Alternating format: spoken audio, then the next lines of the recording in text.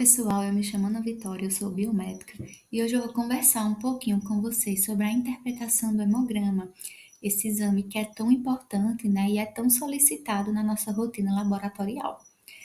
A primeira coisa que a gente tem que entender sobre esse exame é que o hemograma ele se trata de um exame de triagem.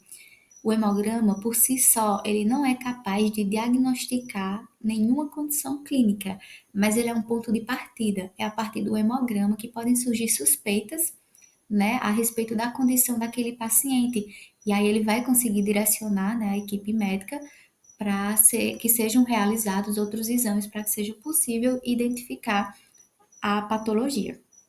Então surge muito essa dúvida: quando solicitar o hemograma?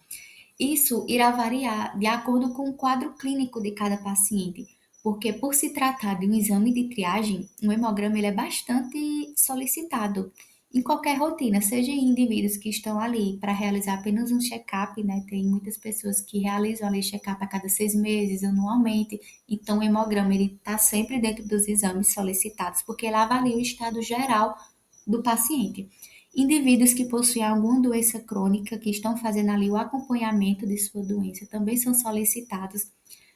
O hemograma ele está entre os exames solicitados, né? Indivíduos com insuficiência renal, com algum tipo de neoplasia, para que seja possível esse indivíduo realizar a próxima sessão de quimioterapia. O hemograma ele sempre é solicitado para ver como estão os leucócitos desse indivíduo e principalmente também em indivíduos que estão realizando a investigação de uma possível anemia. O hemograma, ele vai estar auxiliando no diagnóstico dessa condição. Aqui tem a imagem de um laudo para a gente estar conversando um pouquinho sobre a interpretação, né? Você se depara com esse laudo, como que você vai interpretar, né, esses resultados?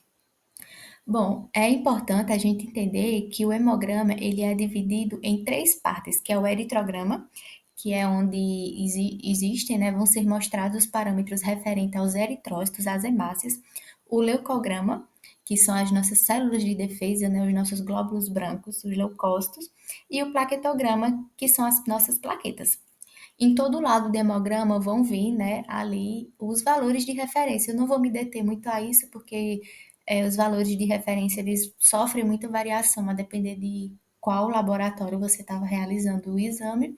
Então, geralmente, a primeira coisa que é observado no hemograma é se o paciente ele está apresentando ali algum indício de anemia. E como é que a gente consegue observar?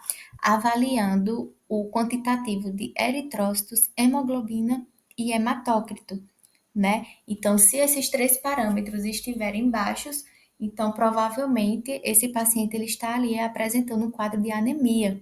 E aí vai prosseguir com a investigação para que seja possível diagnosticar qual tipo de anemia se trata.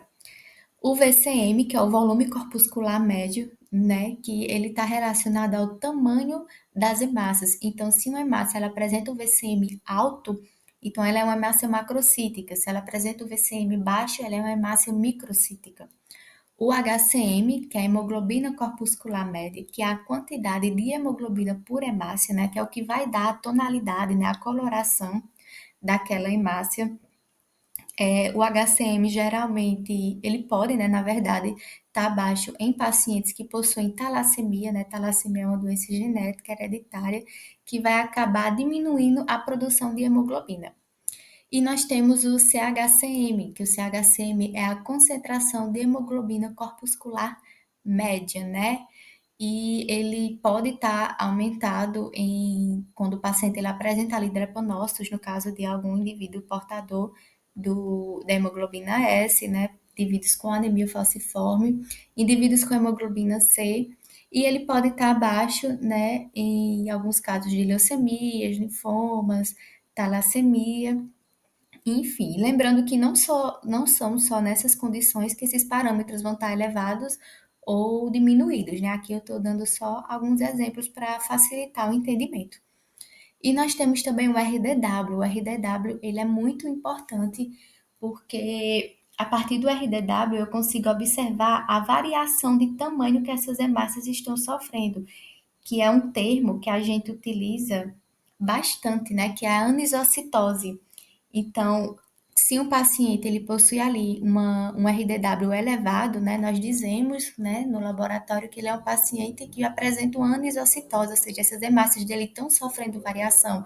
Então, é um paciente que pode ter hemácias microcíticas e macrocíticas, hemácias normocíticas e macrocíticas, né? Irá depender do que vai ser observado em lâmina. E nós temos os leucócitos, né? Geralmente os valores de referência de leucócito sofrem uma variaçãozinha, né, de cada laboratório, mas é bastante comum a gente encontrar nos laudos, né, de 4.000 a 11.000 leucócitos, às vezes um pouquinho menos, um pouquinho mais, mas esse é o esperado. Nos leucócitos vão ser observados os segmentados, né? Os segmentados que são os neutrófilos, eosinófilos, basófilos, monócitos e linfócitos, que são as células comuns, né, de nós encontrarmos em um esfregaço, né, em uma amostra de um indivíduo saudável. Mas existem outras células que podem, né, estar presentes no hemograma que já podem indicar uma infecção um pouco mais avançada, né? No caso de bastonetes, metomielócitos, que são segmentados imaturos, né? Nós temos mielócitos, promielócitos e até mesmo blastos, mas aí só vão estar presentes em indivíduos que já possuem outros tipos de doença, né? Como, por exemplo, leucemia, linfoma, já é um caso à parte. Mas o que é normal da gente encontrar em indivíduos saudáveis são essas células aí e uma certa quantidade de bastonete. Geralmente até uns 3% de bastões, 4 é comum a gente encontrar em indivíduos saudáveis também. Então, os neutrófilos, né, eles são a nossa primeira linha de defesa, né, primeira linha de defesa do organismo contra as infecções. E eles são também os mais numerosos, né, da gente encontrar com exceção em pacientes infantis, né, em crianças, em bebezinhos, porque esse público, né, o que predomina mais são os linfócitos. Nós temos os eosinófilos também, que eles estão relacionados com a resposta, né, imune contra alergias, infecções parasitárias. Existem outras condições também que pode haver uma eosinofilia, ou seja, um aumento de eosinófilos, mas geralmente eles estão mais associados a alergias e infecções parasitárias. Os basófilos também, que eles estão bastante relacionados a processos alérgicos, também rinite, sinusite, asmas, né? Que eles estão mais relacionados. Nós temos os monócitos, que eles também atuam combatendo infecções, né? Realizando a fagocitose, mas é difícil a gente encontrar uma monocitose muito elevada, né? Geralmente, durante a rotina, o que a gente encontra assim no máximo de monócitos é uns 15, 16, porque o que é que acontece? Em infecções ativas, né, que os monócitos eles vão atuar lá realizando a fagocitose, o monócito ele vai sofrer uma diferenciação em macrófago. E aí ele sofre essa diferenciação justamente porque o macrófago ele consegue atuar de uma forma mais intensa, né? Ele tem uma resposta imune maior, mais significativa, então ele consegue fagocitar bem mais células do que o monócito. Então, ocorre essa diferenciação de monócitos em macrófagos e é por isso que a gente não é comum, né? Na verdade, eu não vou dizer que não exista, mas não é comum ter uma monocitose muito elevada, né, em pacientes. E nós temos os linfócitos, né, que eles estão bastante relacionados à infecção viral, né? É comum a gente observar uma linfocitose, um aumento de linfócitos em indivíduos com algum tipo de processo viral. E também quando está acontecendo ali, né, a produção de anticorpos. Bom, e nós temos as plaquetas, né, o plaquetograma. Essas plaquetas, né, elas são pequenos fragmentos celulares e essas plaquetas, elas podem aumentar em algumas condições, como por exemplo, pacientes que possuem facilidade em desenvolver trombos e pacientes que possuem um risco maior de hemorragia, essas plaquetas elas vão estar baixas, né? Então nós conseguimos observar com isso, né, que tendo uma diminuição de hemácias, hemoglobina e hematócrito, né, esse paciente está com uma provável anemia. Mas qual anemia, né? Como eu posso identificar qual anemia esse paciente está? Bom, isso vai ser necessário que sejam solicitados outros exames para esse paciente. Então, como saber quais exames, né, eu vou solicitar? Claro que o hemograma, por ser um exame de triagem, é necessário que seja feita uma associação do resultado, né, do laudo do hemograma com a clínica do paciente. Então, o que esse paciente está me mostrando, né? Quais são os seus sinais, quais são os seus sintomas.